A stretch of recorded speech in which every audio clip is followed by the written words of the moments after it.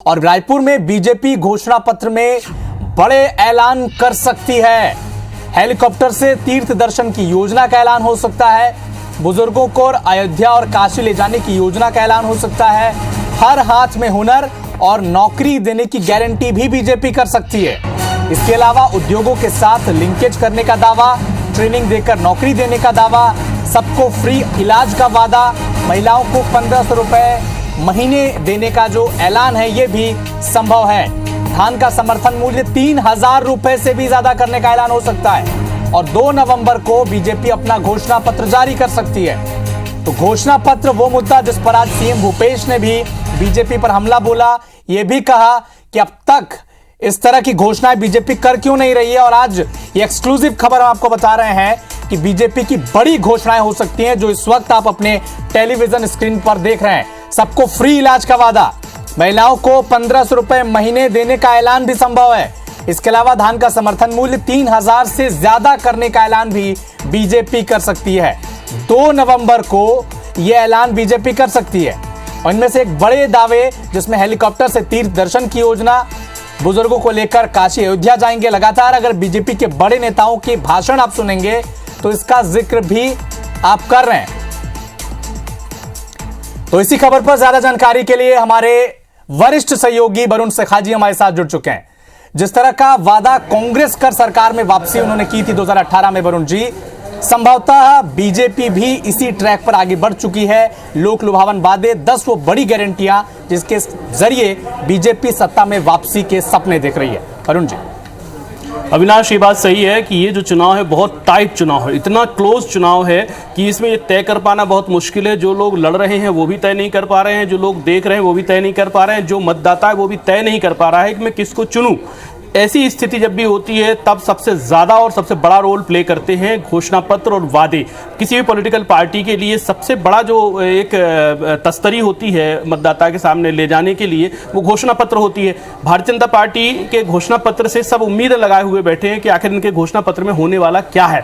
तो हमने इस पर काफ़ी डिस्कशन किए, अलग अलग सोर्सेज को खंगाला और सब चीज़ों को निकाल कर जब सामने आए हैं तो इसमें बहुत सारे पॉइंट्स हैं, लेकिन उनमें से कुछ पॉइंट्स हमको मिले हैं। 5 पॉइंट पर जो है फोकस करने जा रही है भारतीय जनता पार्टी छत्तीसगढ़ के चुनाव को लेकर के। भारतीय जनता पार्टी पिछले 1 साल से एक स्ट्रैटेजी पे काम कर रही थी कि एज पॉसिबल एज जितना भी संभव हो उसे धान की प्राइस पर कुछ ना बोलना पड़े।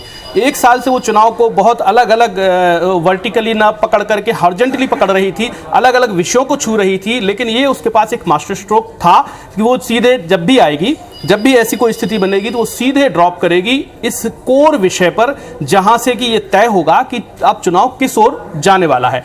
तो इसमें जो है 5 प्रमुख बिंदु जो हमारे पास आए हैं, 5 प्रमुख बिंदुओं में सबसे बड़ा बिंदु एक्सक्लूसिव है कि मुख्यमंत्री तीर्थ दर्शन योजना टाइप की जो योजना है वो ला सकती एक्सक्लूसिव है कि मुख्यमंत्री तीर्थ दर्शन योजना टाइप की जो योजना है वो ला सकती है भारतीय जनता पार्टी छत्तीसगढ़ के अंदर, जिसमें बाहरी जो देश भर के जो टूरिस्ट प्लेसेस हैं वहाँ पर हेलीकॉप्टर या अन्य हवाई माध्यम से बुजुर्गों को यात्राएं कराई जा सकती हैं। विदिन छत्तीसगढ़ भी हेलीकॉप्टर के माध्यम से अंबिकापुर के लोगों को बमलेश्वरी मंदिर या बस्तर के लोगों को अंबिकापुर के या बिलासपुर के महामाया मंदिर ऐसे दर्शन कराने की भी योजना है। इसमें जो अभी राम वनगमन पथ है इसके भी दर्शन के कुछ पॉइंट्स चिन्हित किए जाएंगे और इसको एक पूरा एक इसका रोड मैप तैयार किया जाएगा। दूसरा इसमें अहम बिंदु, सबसे बड़ा बिंदु है जो कि मध्य प्रदेश में इनका एक्सपेरिमेंट हुआ है, लाडली बहना योजना। उस एक्सपेरिमेंट के बाद से भारतीय जनता पार्टी मध्य प्रदेश में अच्छी खासी फाइट में आई है। उस एक्सपेरिमेंट का भी यहाँ पर एडॉप्शन हो सकता है छत्तीसगढ़ में। इसमें इसका थोड़ा और अपवर्धन होगा, थोड़ा और अपग्रेड होगी ये योजना, परिवर्तित होकर ये योजना आएगी। इसमें ये चीज़ें हो सकती हैं जिसमें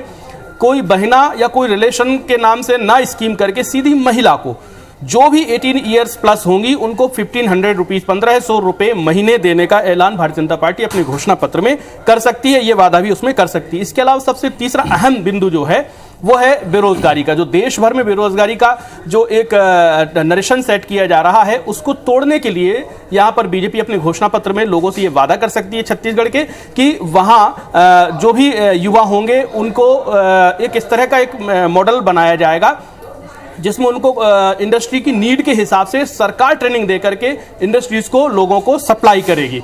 यानी कौशल कौशल विकास से थोड़ा आगे बढ़ करके इसमें खेलने की कोशिश की जाएगी। सिर्फ कुशलता दे करके युवाओं को नहीं छोड़ा जाएगा, बल्कि उनको नौकरी के अंजाम तक पहुंचाया जाएगा जिस भी ग्रेड में जिस तरह की कुशलताएं हैं। एक तीसरा बिंदु, इसको मतलब व्यवहारिक अप्लाइड जो स्कीम होती है, जो व्यवहारिक धरातल पर जो है एग्जीक्यूटिबल स्कीम होती है, वैसी बनाने की इसमें कोशिश की जा रही है।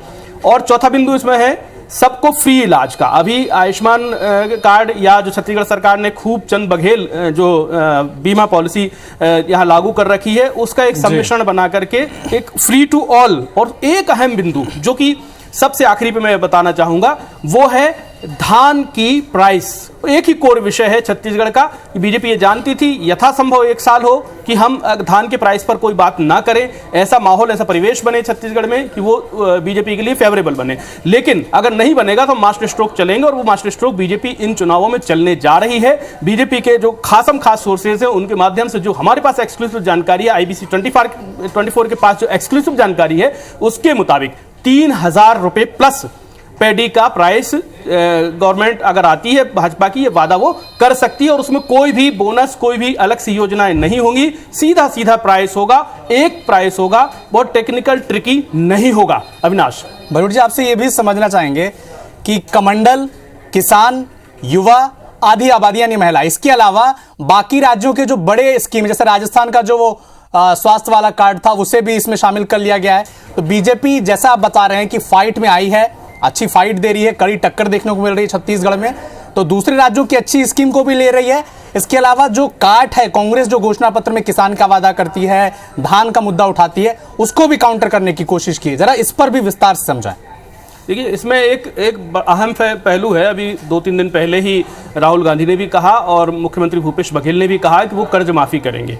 जो है छत्तीसगढ़ में पिछले 5 साल में जो कर्ज हुआ है किसानों का, इसकी जो संख्या है, जो अमाउंट है, वो करीब 10 से 12 हज़ार करोड़ रुपए होता है। इसको माफ़ करने का ऐलान किया है। तो अब इसके बाद से ये सब समझ रहे थे कि अगर कांग्रेस इस तरह के ऐलान और करती है और फिर से इन ऐलानों को आगे लेकर जाती है, तो ये बीजेपी के लिए एक बड़ी चुनौती हो जाएगी। तो बीजेपी ने इसलिए इस चुनौती को समझते हुए या भांपते हुए ये तय कर लिया है कि वो जो है कर्ज माफी वाले विषय पर, अभी हालांकि ये तय नहीं हुआ है कर्ज माफी पर वो क्या करेगी, लेकिन उस विषय को भी छूने की कोशिश करेगी। पॉइंट 1। पॉइंट 2 ये है कि देश भर में जहां भी जो ऐसी स्कीम्स लगती हैं जो चुनावी स्तर पर पार्टी को आगे बढ़ा सकती हैं या पार्टी के लिए फेवरेबल हो सकती हैं, उनको एडॉप्शन करने की कोशिश की जा रही है। ये पूरा जो रोड मैप है, ये दरअसल ये बनाने की कोशिश की गई है 2024 में, जब नरेंद्र मोदी कैंपेनिंग कर रहे होंगे भाजपा की ओर से, और जब 2024 के लोकसभा चुनाव हो रहे होंगे, उस समय जो मेजर इश्यूज हैं, जिनमें बेरोजगारी का एक इश्यू होता है, महंगाई का एक इश्यू होता है, या जो हेल्थ से जुड़े हुए जो इश्यूज उठ रहे हैं,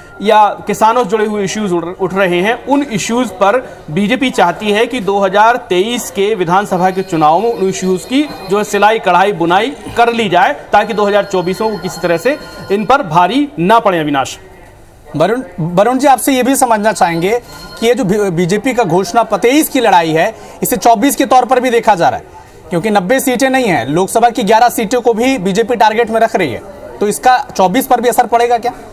बिल्कुल 100% पड़ेगा। हम पहले भी इस बात को बताते रहे हैं कि अगर टिकट वितरण को भी देखते हैं, घोषणा पत्र की स्ट्रैटेजी को भी देखते हैं, स्थानीय नेताओं के उभार को भी देखते हैं, तो ये सारी चीज़ों को अगर हम एनालाइज करते हैं बारीकी से, तो हम देखेंगे कि टिकट वितरण में भी ये बात बहुत ध्यान रखी गई थी कि लोकसभा में वो व्यक्ति कितना मददगार सिद्ध होगा। जैसे मैं आपको उदाहरण के लिए बताता हूं कि सरगुजा में 2 सीटें राजबाड़े समुदाय को दी गई हैं। वो ST सीट है, रिजर्व सीट है।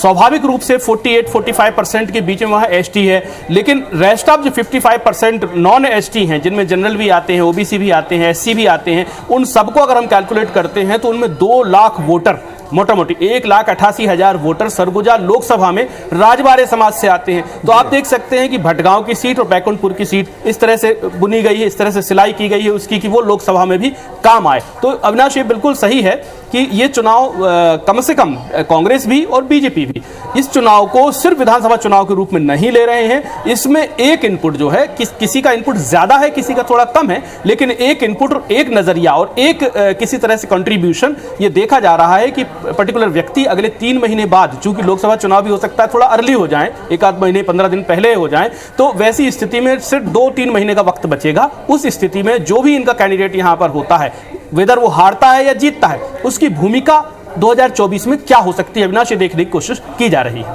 तो चलिए वरुण जी, ये वो संभावित घोषणाएं हैं जिनके दम पर वो सत्ता में वापसी का ख्वाब देख रही है बीजेपी। कितनी सफल होती है, नतीजे स्पष्ट बता देंगे। शुक्रिया हमारे साथ जुड़ने के लिए।